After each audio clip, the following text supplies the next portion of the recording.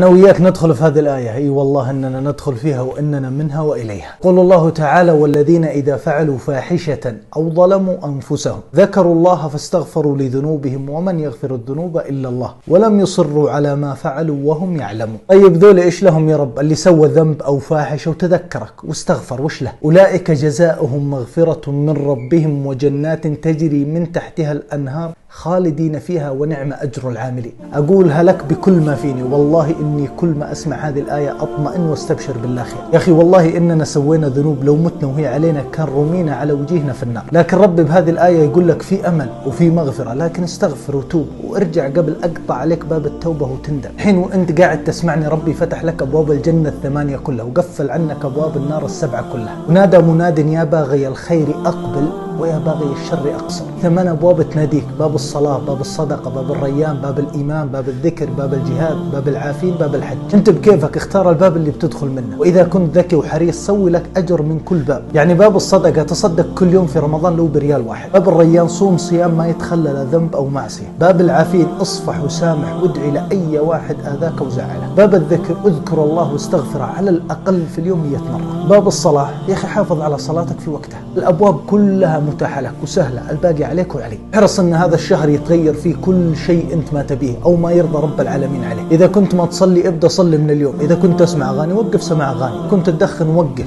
اذا كنت متبرجه وتبيني شيء من شعرك ابدي تحجبي. لا تفوت رمضان هذا مثل ما فوت قبله، ترى كثير من اللي سمعني رمضان اللي فات الان تحت التراب. اتمنى يرجع ويقول اللهم اغفر لي خطيئتي يوم الدين، بس هذه الجمله. يقول النبي عليه الصلاه والسلام حديث والله نشريه بماء العيون، والله بماء العيون: من صام رمضان ايمانا واحتسابا غفر له ما تقدم من ذنبه. تخيل 30 يوم راح تمحي عنك كل الذنوب القديمة اللي سويتها ونسيتها، كلها تمحى. تخيل عثراتك المادية والأسرية اللي مضايقتك الآن راح تفرج عليك نهاية الشهر. تخيل أن ربي راح يتوب ويصفح عنك ويدخلك في رحمته، وإذا دخلت في هذه الدائرة بتلقى الطمأنينة والسكينة والراحة اللي يتمناها كل غني فوق عرشه. الله مستعد يدفع كل ماله عشان يوصل إلى الطمأنينة اللي انت راح تصلها. والله الله بهذا الشهر لا تخلي شيء من الخير إلا تسويه. والله اللي ما يغفر له بهذا الشهر إنه خسران ثم خسران ثم خسران. نقول غير اللهم أعنا على قيامه وعلى صيامه واغفر لنا فيه وتب علينا وردنا إليك ردا ترضى به عنا، أنت مولانا وخالقنا ورازقنا. اللهم لا تحرمنا فضله بسبب ذنوبنا وتقصيرنا يا أرحم الراحمين.